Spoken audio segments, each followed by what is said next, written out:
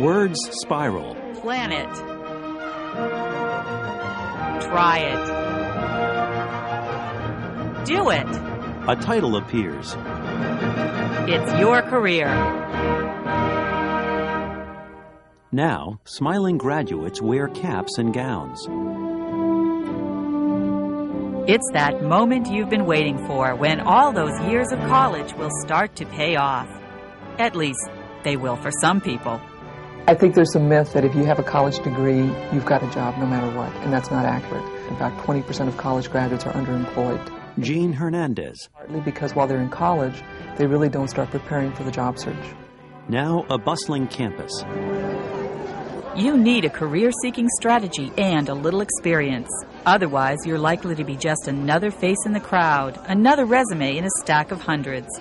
And that's true for anyone, with or without a disability. The academics alone are not enough. Debbie Angel. You really should think about an internship or a cooperative education experience. Internships and cooperative education experiences offer work-based learning opportunities. They're arranged between schools, employers, and students. They may involve academic credit, and sometimes they're even paid. The sooner you start checking these out, the better. The biggest thing I would say is start early, because I started my sophomore year, and I think that was prime time to start. Brent is a success story. While in college, he found a program that places students in business and engineering internships. Between that program and his own skills, he was accepted for 2 internships at Primex Aerospace. He liked the company right from the start, and those internships helped him clearly define his career plans.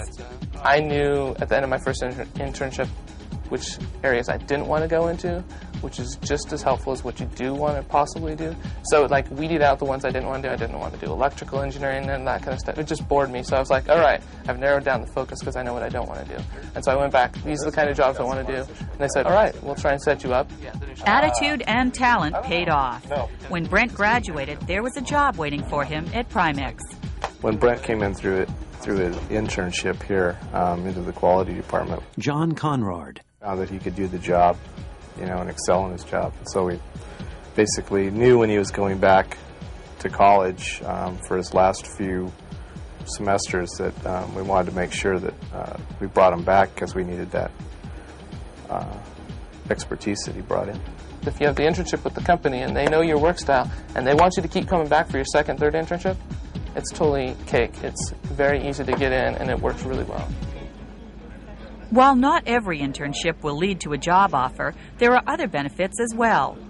For example, there can be a lot of self-discovery. Debbie Angel. It's typical that most students don't know what they're actually going to be doing in the workplace, and probably even more important, don't understand what motivates them and what doesn't. And doing a co-op or an internship is a low-risk way to discover what do you like to do before you're actually out in the workplace. You can discover that in 3 to 6 months instead of the 18 to 24 months of a typical first job. It can also be the first step on the road to independence, especially if the internship is out of town. I think it was a good stepping stone to make me realize what it's like to work in the business world. Student Minda Dentler. On my own. I lived on my own this whole summer, so it was good for that. You'll also learn that you have to bring something to the company. Especially in information technology. Randy Hammer. They're looking for someone that's going to come out and be a quote-unquote fast burner. He mans a phone. Hi, TS. Hope this is Randy. They're going to want somebody that's going to, be going to get the job done and wanting to learn from the internship. They can't have somebody just come in and kind of sit there all day. A co-worker visits. You have to treat an internship just as you would a real job. Develop a confident and cooperative attitude. You have to work with your coworkers. Nope. No person works alone. Yeah. And you always have to work with the team, especially in this day and age. A lot of people coming out of college are very cocky about their position. I'm new, I'm fresh, I know all this stuff. And that's what hurts a lot of people. You've got to realize that you are still learning. Randy is involved in an information technology cooperative education program at Weyerhaeuser Company. As with most companies, they expect more than just basic skills. Debbie Angel. Technical capability is important, but it's maybe 15% of what makes a successful contributor. So what I'll do is I'll have a technician come and fix those pens for you, the alignment. Communication skills, interpersonal skills, self-motivation and initiative are some key attributes that we look for. We also are looking for a high level of integrity because that's very important to us at Weyerhaeuser Company. Randy's job is helping people with computer problems. And since he's blind, he's had to learn how to interface his own adaptive technology with other systems.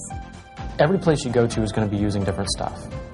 And so you're always going to have to make a little accommodation. But every time you go to a new spot, I take the same adaptive equipment with me.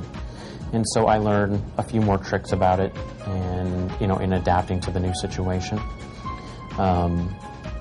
Which, whenever I go to the next place, I'll be able to, apply those skills that I learned in just using the software that I'm using and the hardware. And there's another accommodation Randy's had to make, one that was completely unexpected. His supervisor is allergic to his guide dog. So I had to make some accommodations for her, in fact. Things like heavy grooming, using special powders or salves to keep down whatever it is that causes dog allergies. So it's kind of interesting. I've never had to actually make an accommodation for another person before, and besides other disabled people, so it's kind of interesting to have to work with her. Work-based learning gives you a chance to practice those communication skills. At Primex, John uses crutches. Employers need to work with you on accommodations, but they can't read your mind, and they may sometimes be uncomfortable about what to ask or do. You need to become an expert on what works and doesn't work for you. Learn to articulate your needs clearly. You're paving the way for other people, too. John Conrad. Employers are as much interested in what they need to do to make sure that their workplace is accessible. And the only way that they can really truly understand what the needs are is when they have people that are interns and such like that they can come in and have to deal with a few physical barriers that have to be removed. Besides internships or cooperative education programs, there are other opportunities for work-based learning. Job shadowing allows you to visit a business and observe people at work. It's a good way to start narrowing your career goals. Now, a woman teaches a boy. Service learning is volunteer work, allowing you to use your skills while making a contribution to your community. You may even be able to arrange academic credit. In an office, a man in a wheelchair goes to his boss. I just finished the installation job you told me to do. A faculty member can help you develop an independent study project. This could be career research, or it might be a paid job in your field, which you discover on your own. And while you're doing any of these things, you'll be gaining valuable experience in writing resumes and cover letters, as well as practicing your interview skills. And that is vital for your job hunt. The job search, Jean Hernandez. on the average, will take a student 6 to 9 months to complete. Getting, your research done on the companies, getting your materials in order, your resume, practicing your interviewing skills, sending out those resumes. Actually getting an offer is a very long, tedious process. It really is competitive out there. It really involves being prepared by practicing, your own interview skills, knowing how you're going to present yourself, things of that sort that are real important. Now, a woman sets out makeup and dress clothes. Besides content, you have to think packaging. She buttons her suit coat, then primps her styled hair.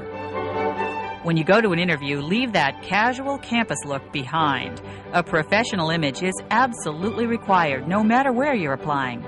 Take out the nose and eyebrow rings and let your resume speak louder than your clothing. Informational interviews will help you gain job information, interview experience, and networking opportunities. It's also a good time to practice disclosing your disability and discussing accommodations. There are jobs out there. The best way to find out about them, I think, is to do networking and informational interviews. That's something that students can and often find people are willing to talk to them while they're in school and tell them about how they got into their jobs. But once they graduate, employers are less likely to take the time and help them out. Another resource is the Career Center or Career Services Office on campus. They'll have information on employers and current job openings. There may also be job fairs, workshops, or counselors available to help with career planning and job searching. Make some calls. Randy. Go do it. You just have a go-getter attitude, and somebody will eventually see that, and they will bring you on. To get started, you could use the CAREERS acronym developed by Project Do It at the University of Washington. C is for careers. Think about what interests you. Be imaginative, then narrow it down. A is for academics. Determine the academic program best suited to your career goals. R is for research. Check out careers that spark your interests, maximize your strengths, and minimize your weaknesses. EE is for experiential education. Practice job search skills, apply for internships, ask for informational interviews, and try other work-based learning opportunities. RS is for relevant skills. Use on-the-job experiences to learn these real-world skills. Apply what you've learned in school to the workplace and test what accommodations work best for you. So, long before commencement looms, get going on some real-world experiences. Start doing everything you can now to make yourself attractive to future employers. The resources are available. You have to make use of them. Randy. There's a lot of people out there, a lot of people competing for jobs. But it helps because I know some of the stuff. I've got some of the experience. I've worked with some of the gurus and masters. And I've learned from them. And you can do it too. For more information, contact Do It.